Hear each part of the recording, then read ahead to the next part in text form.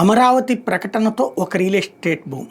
At the same time real ఎస్టేట్కి సంబంధించి what next అనేటటువంటి దాంట్లో మొన్న ఈ మధ్యనే ప్లాన్ ఆటోమేటిక్ అప్రూవల్ సిస్టంలోకి తీసుకురావడం, చివరికి సెట్ బ్యాక్స్ అవన్నీ కూడా తగ్గించి, అంటే 10 అడుగుల రోడ్డు ఉన్నా సరే అపార్ట్మెంట్లకు పర్మిషన్ ఇచ్చేసేయటం.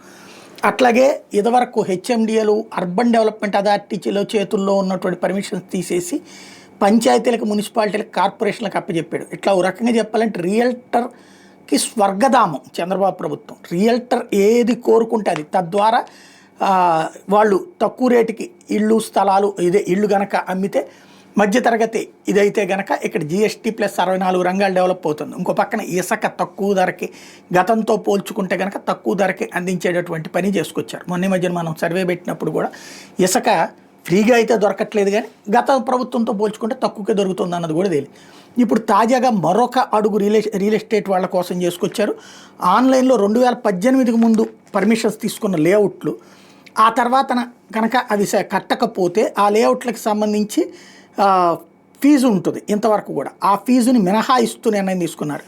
పర్మిట్ ఫీజు దాని మీద 10% అపరాధ రుసుములు చెల్లించి అనుమతులు పునరుద్ధరించుకోవచ్చు అని ప్రభుత్వం చెప్పుకొచ్చింది. ఇప్పుడు ఇందుకు సంబంధించిన మార్గదర్శకాలు పురపాలక పట్టణాభివృద్ధి శాఖ సోమవారం జారీ చేసింది. లేఅవుట్లకి అనుమతులు తీసుకున్నాక నిబంధనల ప్రకారం 3 ఏళ్లలోగా పనులు పూర్తి చేయాలని చెప్పి మాత్రం ఒక షరతు పెట్టింది.